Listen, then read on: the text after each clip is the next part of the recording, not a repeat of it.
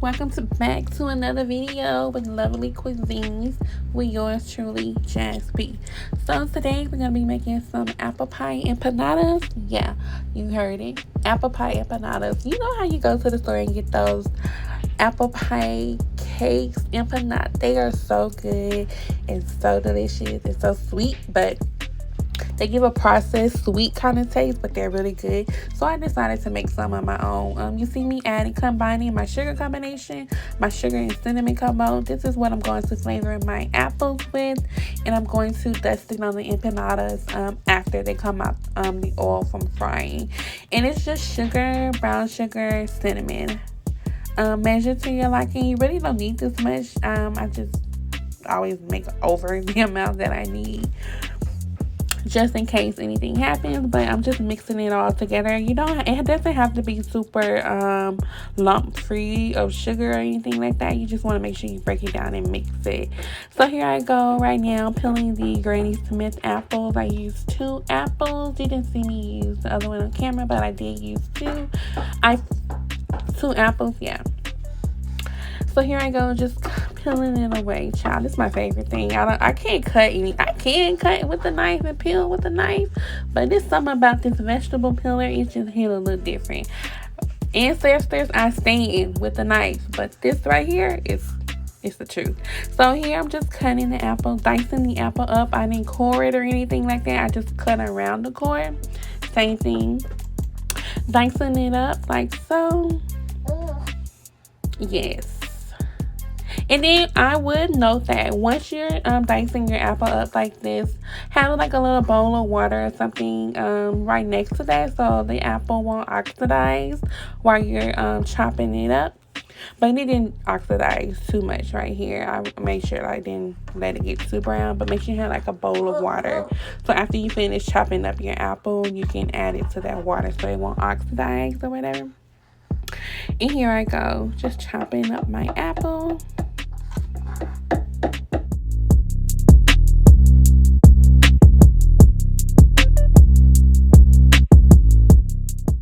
Okay, and here you just see me adding the apples to a bowl. I'm going to get ready and rinse them off and add them to my skillet like so. I did chop up another apple after this.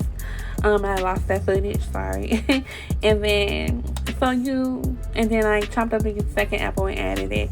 And so what you do, the way I cook mine, I let the apples get soft first a little bit, and then I added the cinnamon sugar mixture. But you can add the cinnamon sugar mixture right on in once you add the apples. It just depends on you. The reason I didn't add mine once I add the apples is because I want the apples to break down a little bit with their juices and their starch and their goodness, and then add the cinnamon sugar mixture. So once you let the apples cook, you can add it to a glass bowl, let it cool down, and you get your empanadas. These are like the 5-inch empanadas. You brush them with the egg wash and you add your filling. I will say that the perfect amount to add is about 1.5 tablespoons. That's the perfect amount to add.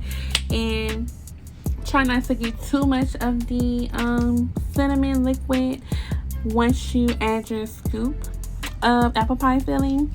And then I would recommend you to dip your fork in your egg wash as you're crimping the edges, just to make everything just more seamless and make everything stay nice and crimped and together like that.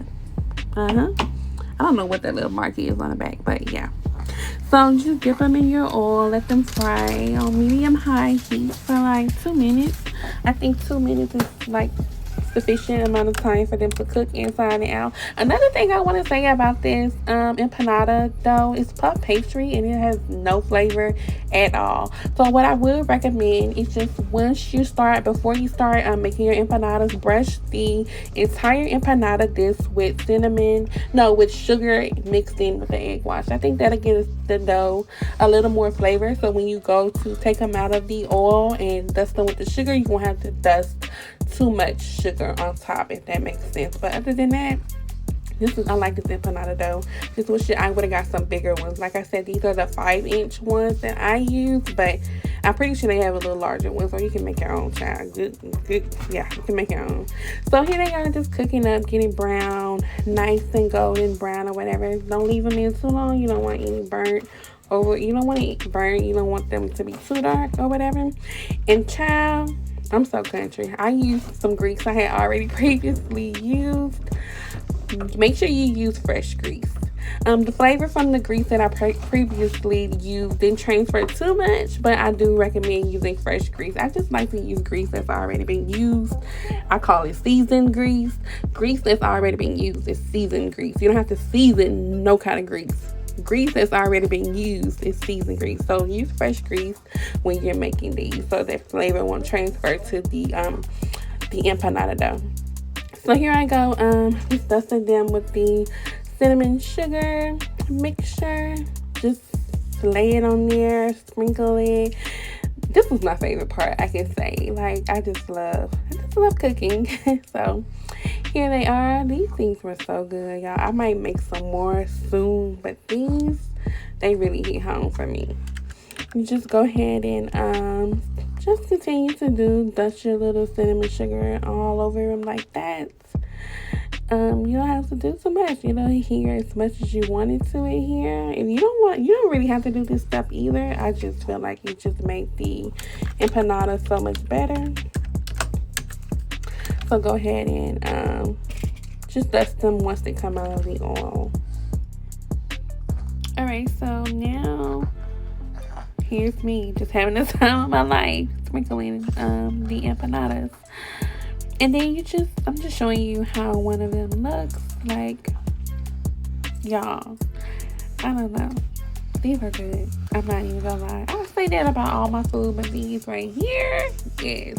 I think what makes them so good is the brown sugar and the regular sugar and the cinnamon combination inside and out. Yeah, these are good. So I'm just gonna let you guys enjoy the rest of the video. Don't forget to like, comment, and subscribe. Please subscribe, hit that notification bell. Boom. Thanks for the love, y'all. Have a good one.